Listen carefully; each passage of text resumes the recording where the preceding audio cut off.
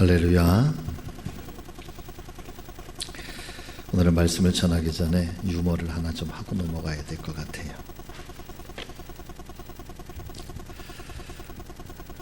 어떤 아내가 유머입니다.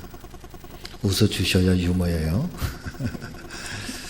어떤 아내가 그만 어느 날 하나님께서 부르셔서 이제 천국을 가시게 된 거예요. 천국을 쫙 갔는데 천국 문 앞에 도착을 했는데 천국 문지기인 베드로가 천국 문 앞을 다 지키고 있으면서 들어가려고 하니까 잠깐 마지막 이 천국 문을 통과하려면 제가 얘기하는 이 말을 영어로 또박또박 철자가 틀림없이 얘기를 해야지만 통과할 수가 있습니다. 그랬더니 아내가 긴장을 한 거예요. 뭐죠? 그랬더니 사랑이 영어로 뭡니까? 그랬단 말이에요. 그러니까 너무 잘 알고 있는 얘기잖아요. 예, LOVE입니다. 러브입니다. 그랬더니 맞았습니다. 이제 당신은 천국에 들어갈 수가 있습니다. 그랬단 말이에요. 그런데 천국에 막 들어가려고 했더니 베드로가 이 아내한테 하는 말이 잠깐만요. 내가 지금 급한 볼 일이 있으니까 이 자리를 조금만 좀 지켜달라고. 네, 그렇게 하겠습니다. 그런데요, 베드로 사도님이 자리를 비웠을 때에 천국에 들어오는 사람이 있으면 어떻게 해야 됩니까? 그랬더니 금방 내가 했던 대로 똑같이 하면 된다고.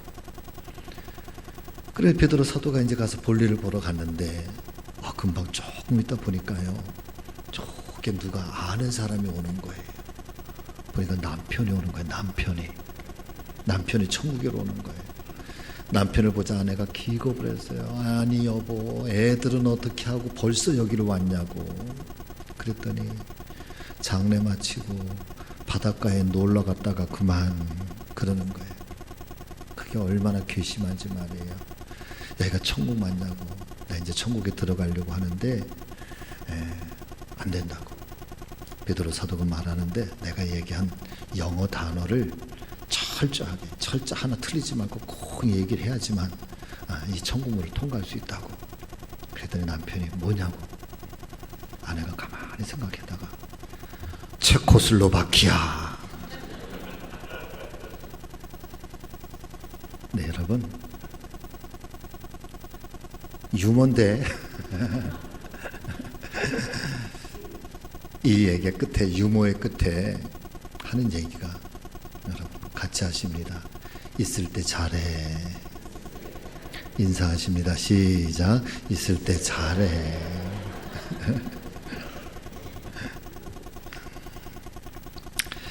아무쪼록 이 성탄절 하나님의 큰 은혜와 사랑이 우리 모든 믿음의 성도님들에게 아주 충만하게 임재하시기를 예수님의 이름으로 축복합니다. 돌아보면 올 한 해도 참 많은 뉴스들이 열심히 살아가려고 하는 많은 사람들에게 또 한편으로 삶의 무게를 더해준 그런 한 해가 아니었는가 싶습니다. 그런데 말씀을 보면은 그런 세상과 성도들에게 소망과 위로를 더해주시는 기쁨의 좋은 뉴스가 있다고 성경은 우리에게 말씀을 해주시고 있습니다. 본문의 말씀 2장 10절과 11절의 말씀을 보니까 천사가 이르되 무서워하지 말라. 보라, 내가 온 백성에게 미칠 큰 기쁨의 좋은 소식을 너희에게 전하노라. 오늘 다윗의 동네에 너희를 위하여 구주가 나셨으니 곧 그리스도 주시니라. 예수님의 탄생을 알려주시는 이 성탄의 소식을 가리켜서 기쁨의 좋은 소식이고 또 너희를 위한 구세주의 탄생이라고 우리에게 말씀해 주시고 있는 것입니다. 사랑하는 여러분, 예수님께서 탄생하셨다고 하는 이 성탄의 소식은 나라와 민족과 또 국경과 언어와 문화를 초월한 온 세계의 만민에게 미칠 최고의 좋은 소식이고 또 기쁨의 큰 소식이 되는 줄로 믿습니다. 더불어서 지난 1년 동안 우리의 가정 혹은 또 내 심령에 어떤 일들이 일어났다 할지라도 또 어떤 일들이 있었다 할지라도 이제 바라고 원하는 것은 금년도 이 성탄절에 기쁨의 좋은 소식이 들려오시기를 바라고 무엇보다도 하나님 은혜와 사랑의 소식들이 저와 여러분들의 귓가에 또 저와 여러분들의 가정 속에 또 우리 교회에 충만하게 들려오기를 예수님의 이름으로 축복합니다. 예수님은 군림하려고 세상에 오신 분이 아니십니다. 통치하시고 지배하시려고 세상에 오신 분도 아니십니다. 오히려 백성들을 섬기는 겸손한 종의 모습으로 오셔서 세상을 구원하시기 위하여 우리에게 오셨습니다. 죄에 매여서 멸망받을 수밖에 없는 사람들에게는 진리가 너희를 자유케 하리라 하신 말씀처럼 죄에서 노임받아 자유한 인생으로 삼아 주시기 위하여 오셨고, 실패와 좌절과 낙심에 빠진 사람들에게는 새로운 희망과 기쁨의 삶을 주시기 위하여 우리에게 오셨으며, 또 병상과 인생의 쓰라린 상처로 아픔을 겪고 있는 많은 사람들에게는 치유와 회복으로 오셔서 건강한 인생 또 행복한 인생이 되게 하시기 위해서 주님께서는 우리에게 오셨습니다. 또 학대와 외로움과 전쟁과 재난으로 또 불안과 두려움과 공포로 살아가는 사람들에게는 평화의 삶을 주시기 위해서 메시아로 세상에 오신 분이라고 그렇게 성경은 말씀해 주시고 있는 것이죠.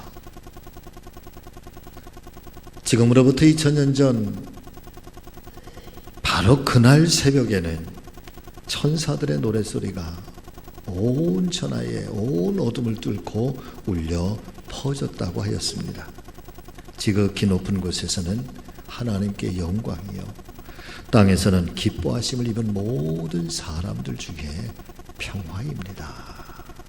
여러분 같이 하십니다. 하나님께는 영광이요, 땅에서는 기뻐하심을 입은 모든 사람들 중에 평화입니다.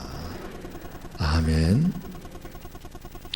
이제 이틀밖에 남지는 않았지만 내일 모레 금년도 2018년도 성탄절에 하나님의 이 크고 놀라우신 은혜와 평강이 사는 우리에게 모든 성도님들 가정마다 꼭 울려 퍼지게 되시기를.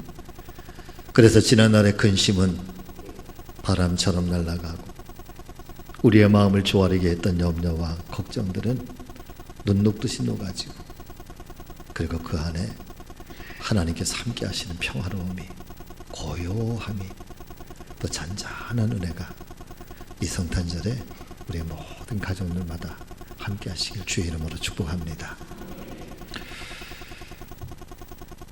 오늘은 그런 성탄의 은총이 충만하게 임하기를 바라면서 오늘은 한 가지만 좀 말씀을 드리려고 합니다. 세례식이 있어서 여러분 같이 하십니다. 용서와 사랑, 평화의 삶. 아멘. 제가 성탄절을 이렇게 대림절을 이렇게 지금 한 4주를 보내면서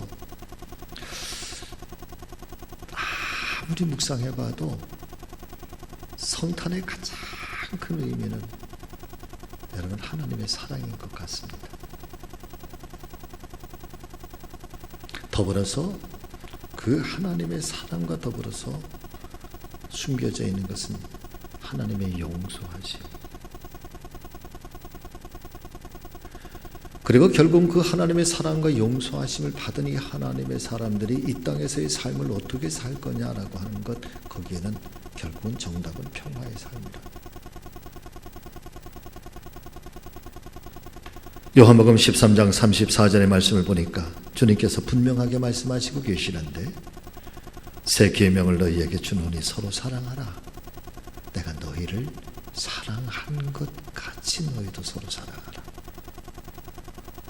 하나님의 사람, 온 세계 역사에서 온 세계 사람들이 그리스도인들만큼 사랑에 대해서 많이 이야기를 하는 사람이 어디 있을까? 하나님의 사랑에 대해서도 이야기를 하고 그리스도인의 삶의 방법에 대해서도 얘기를 하고 우리는 늘 사랑에 대해서 성경의 첫 이야기부터 마지막 이야기까지도 다 사랑에 관한 이야기인데 이 많은 사랑의 이야기를 하면서도 그러나 정작 사랑의 삶을 정작 살아가지 못하는 사람들, 여러분 또한 그리스도인들은 아닐까? 그런데 오늘 하나님께서 우리에게 들려주시는 약속의 말씀을 보니까 서로 사랑하십시오. 이것이 새로운 계명입니다. 이것이 새로운 계명입니다. 그런데 어떻게 사랑하느냐? 내가 너희를 사랑한 것 같이 너희도 서로 사랑하라. 자, 하나님의 입장에서 하나님이 우리를 사랑한 것 같이 하나님이 우리를 사랑하신 것은 사랑하는 여러분 다 내주는 거잖아. 아낌없이 내주는 거라. 예수님의 사랑의 입장에서는 당신의 목숨을 던져서 생명을 던져서 사랑하는 거란 말이에요. 우리가 단순하게 하나님의 사랑에 대해서 이야기를 하고 우리가 사랑의 삶에 대해서 이야기하는 것만이 아니라 그 사랑을 어떻게 어떤 방법으로 어떤 크기로 어떤 모양으로 살아가느냐라고 하는 것에 대해서 성경은 아주 분명하게 우리에게 해답을 던져주시고 있는데 그것은 내가 너희를 사랑한 것처럼 너희도 살아가라. 하나님의 입장의 사랑으로는 다 내주는 거예요. 예수 그리스도의 사랑의 입장에서는 당신의 목숨을 십자가에서 던지기까지 여러분 사랑하는 것이 그것이 하나님의 사랑의 모습인 줄로 오늘 성경은 우리에게 소개를 해주고 있는 것입니다. 바꿔서 말씀을 드리면 성탄의 진정한 의미는 사랑을 나누는 데 있다는 말씀인 것입니다. 주님께서 우리에게 허락하신 사랑 정말로 신비한 능력이 있는 것 같습니다. 그 사랑은 나누면 나눌수록 고갈되는 것이 아니고 소진되는 것이 아니라 오히려 나눌수록 점점 더 풍요로워지고 더 넉넉해지는 것이 사랑인 것 같습니다. 서로 사랑을 나누고 사랑으로 하나가 될 때 바로 그곳에 성령께서 임재하시고 또 우리가 서로 사랑할 때 세상 사람들은 비로소 우리 안에 거하시는 예수님을 우리의 사랑을 통해서 볼 수 있다고 요한복음은 우리에게 증거해 주고 있습니다. 그러므로 낮은 자리에서 이웃을 사랑하고 하나님께는 영광이요 우리 모두에게는 참된 감사와 기쁨이 넘치는 이 행복한 금년도 성탄절 되시기를 예수님의 이름으로 축원합니다. 엔도 슈샤쿠라고 하는 일본의 기독교 신학자요 기독교 소설가인 아주 유명한 분이 쓴 책 중에 침묵이라고 하는 기독교의 고전적 소설이 하나 있습니다. 이야기의 내용은 이렇습니다. 크리스토퍼 페레라라고 하는 신부가 이제 일본에 복음을 전하려고 가서 한참 복음을 전하다가 이때 당시에 정권이었던 도쿠가와 이에야스의 정부에 의해서 체포를 당하게 되고 모진 고문을 당하다가 그만 예수님을 부인하고 이 신앙을 배교했다라고 하는 소식이 포르투갈 정부에 보고가 됩니다. 이 페레라 신부는 신앙면에서 또 신학자로서 유럽에서 그동안 가장 존경받는 인물이었기 때문에 아무리 핍박과 고통이 심했다고 할지라도 이분만큼은 절대로 예수님을 부인하거나 배교할 사람이 아니다. 그분이 예수님을 부인했다라고 하는 이 소식은 본국에서도 큰 충격을 주어서 이제 이 소식을 들은 페레라 신부의 수제자 3명이 이 소식은 진실이 아니다. 절대로 그날뿐이 아니다. 진실을 확인하고자 3명의 제자가 또다시 일본에 생명을 걸고 들어오게 됩니다. 진상을 조사하는 중에 그 중에 크리스토퍼 로드리고라고 하는 세바스티안 로드리고라고 하는 신부가 제자인데 이 로드리고 신부도 잡히게 되지요. 똑같이 페레라 신부가 당했던 그 과정을 이렇게 밟게 되는데, 로드리고 신부가 이렇게 끌려가요. 근데 끌려가는데 어디를 끌려가는가 하면 아무도 없어. 조그만 방에. 그리고 그 방 한가운데 바닥에는 예수님의 얼굴을 동상으로 이렇게 만들고, 그리고 나무판에 이렇게 붙여놓은 예수님의 얼굴을 바닥에 이렇게 둬요. 아무도 없어. 그리고 말하죠. 이 동상을, 이 예수님의 얼굴을 그냥 한 번만 밟고 지나가면 돼. 보는 사람도 없잖아. 그냥 슬쩍. 그러면 내 목숨을 살려줄게.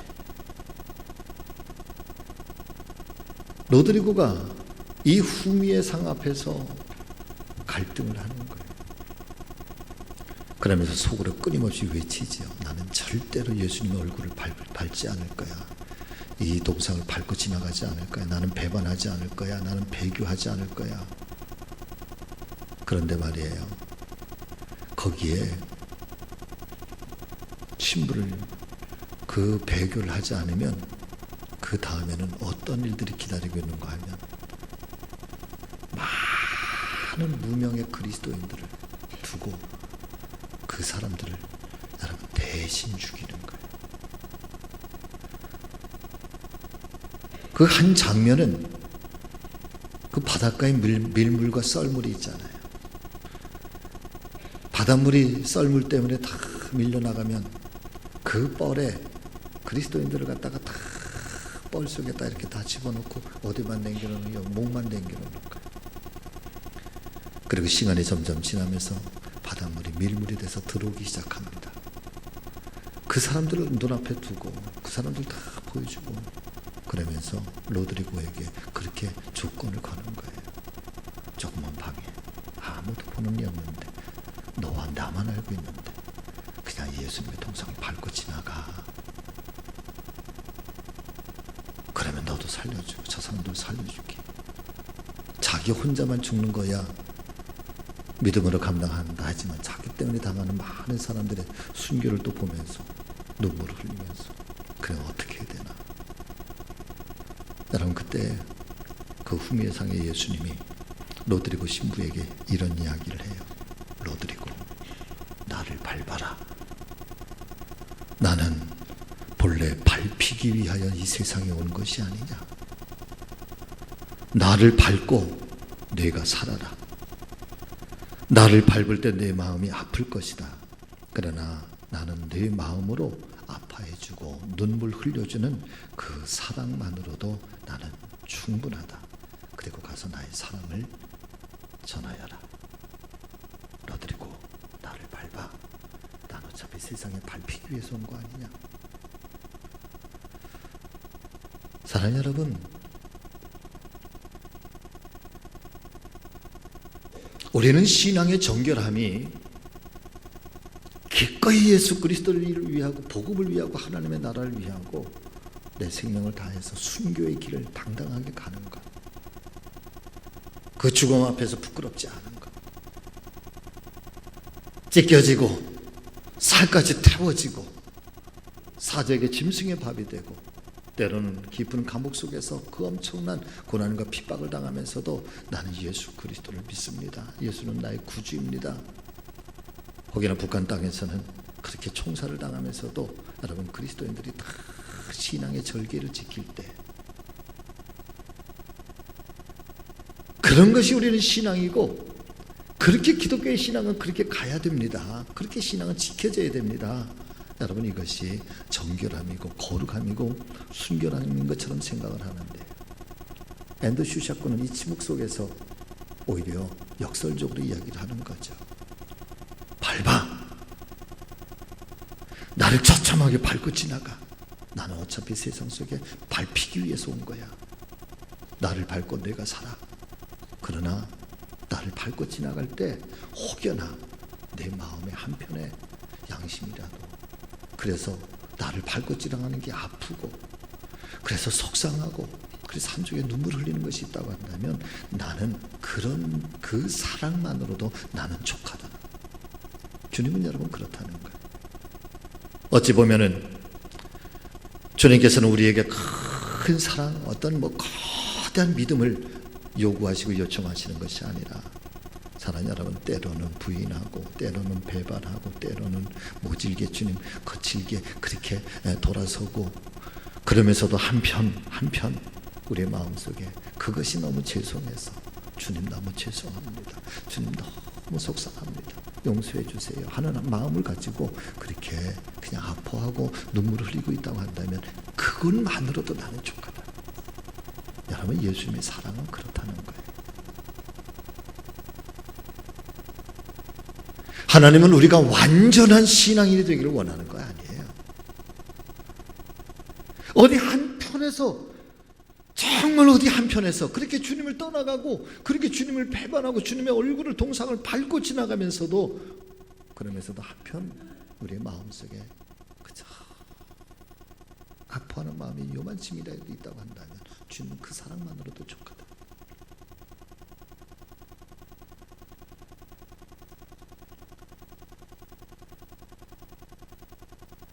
일본 선교의 초창기에 일어났었던 이 사건을 계기로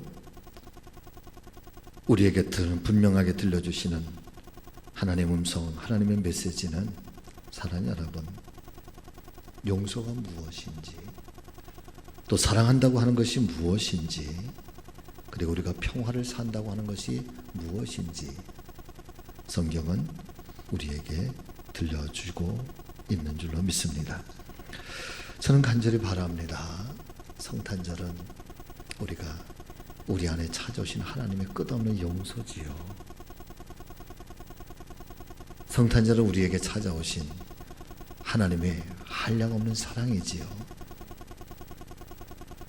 그리고 막힌 담을 허물어내시고 우리와 하나님 사이에 평화를 이루신 것처럼 오늘도 우리 가운데 그 평화의 삶을 살라고 하시는 것이 오늘 성경이 성탄을 통해서 우리에게 들려주시는 하나님의 은혜가 아닐까 싶습니다.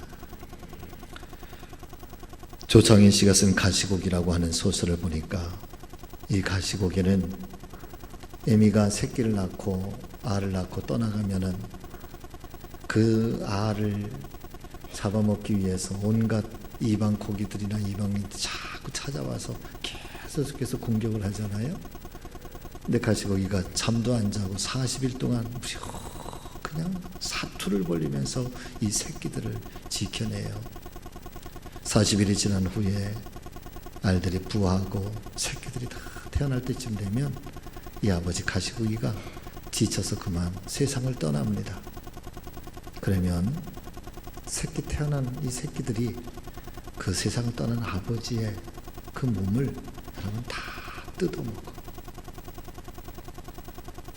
그리고 이제 갓 태어난 새끼들이 아버지 몸을 뜯어먹으면서, 그러면서 성장하고 성숙해지고, 그 이후에 아버지의 몸은 뼈만 남고요. 그리고 그 새끼, 또 다른 가시고기들은 다 자기의 제갈 길을 떠나가요. 이야기를 통해서 들려주고 있는 것, 죽어서도 자기의 몸을 내어주면서까지 사랑하고 있는 부성애의 절정. 이 조창인 씨는 이 가시고기에 관한 이야기를 들으면서 우리에게 던져주고 있는 복음의 메시지가 하나 있다고 한다면, 여러분, 이것이 하나님의 사랑이라는 거죠. 죽어서까지 당신의 몸을 내어주면서까지 마지막 이루고 싶어 하셨던 것, 그것이 진정한 사랑이라는 것.